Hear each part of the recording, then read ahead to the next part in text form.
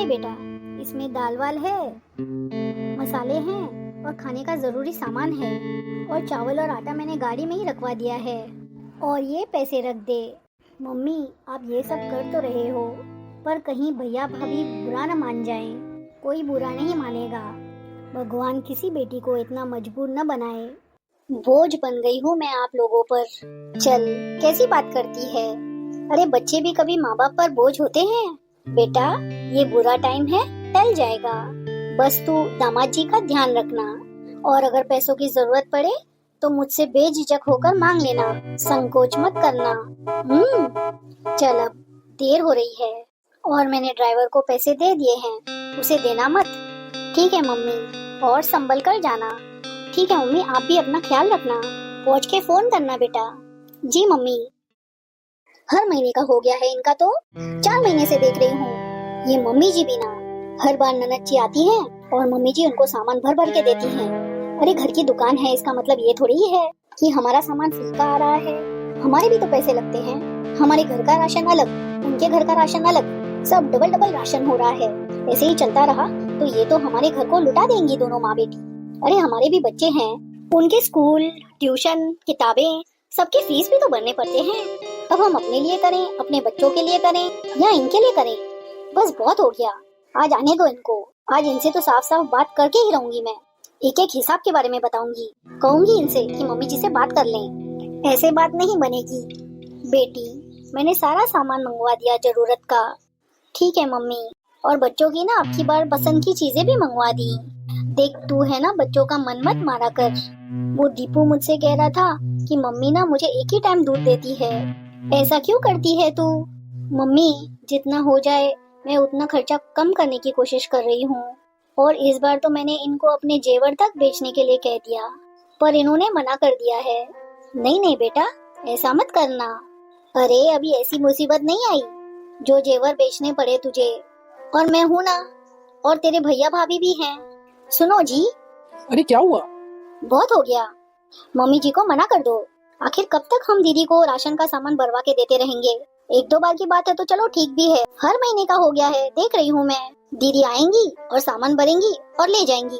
अरे हमारा सामान कोई फ्री का आ रहा है? बहुत हो गया। आप मम्मी जी को जाके मना कर दो। अरे दीदी का तो पता नहीं कब तक चलता रहेगा ये। और जीजा जी ठीक नहीं हुए तो हम क्या जिंदगी भर ऐसे ही राशन पानी भरवा के देते रहेंगे? अपनी सोचे, अपने बच्चों की सोचे, या दीदी और उनकी फैमिली की। देखो बहुत हो गया। आप मना करो जाके मम्मी जी को। परवर कुछ नहीं, अब जाके ना साफ साफ कह दो। बहुत हो गया। आप ठीक है। पता नहीं कब आरती की परिस्थितियाँ ठीक होंगी। मम्मी। हाँ मम्मी, वो अरे कह क्यों नहीं देते साफ साफ? कुछ कहना है? देखिए मम्मी जी, बात ऐसी है, आखिर कब तक चलता रहेगा ये? आप हर महीने वो सामान भरवा भरवा के भिजवा देती हो।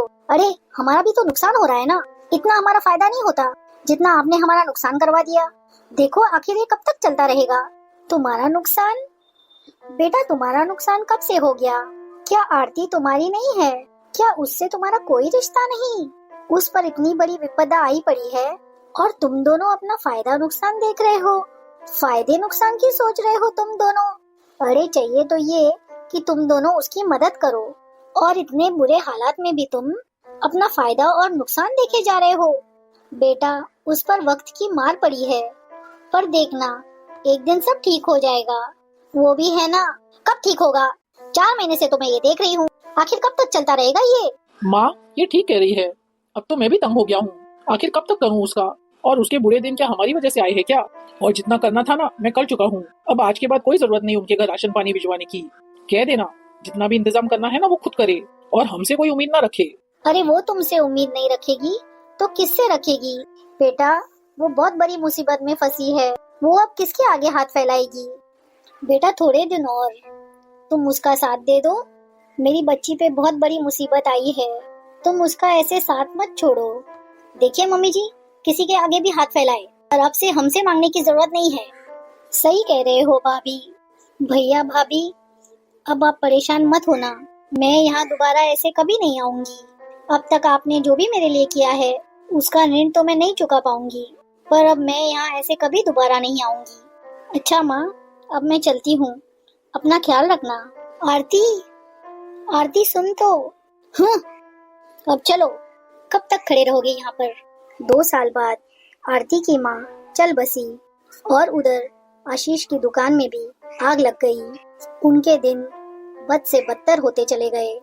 और फिर एक दिन, खाना लगा दूं आपके लिए? नहीं, मुझे भूख नहीं है। मेरी मती मारी गई थी जो प्लॉट खरीदने के चक्कर में बैंक से सारा पैसा निकाल के दुकान पे रख दिया और उसी रात दुकान में आग लग गई और एक ही रात में सब कुछ तबाह हो गया। सब कुछ तबाह हो गया। कोई बात नहीं, आप बस अपने आप को संभालिए। कैसे संभालूं? पता नहीं मैंने ऐसा कौन सा पाप किया था जो भगवान मुझे इतनी बड़ी सजा दे रहा है। बुखार तो कम होने का नाम ही नहीं ले रहा। क्या करूं? अब तो मेरे पास इतने पैसे भी नहीं हैं कि इसे किसी अच्छे डॉक्टर को दिखा सकूं। भगवान, मैं क्या करूं? सब कुछ हाथ से फिसलता जा रहा है। माँ भी छोड़ के चली गई। अब इसे मत बुलाना अपने पास। मैं किसके सहारे जीऊंगा? भैया, बहन तू? मैं जानती हूँ मुझे यहाँ आने के लिए मना किया गया है, पर आज मैं खुद को रोक नहीं पाई। पता चला मुझे भाभी की हालत का। मैं तो बस आपको कुछ पैसे देने आई थी।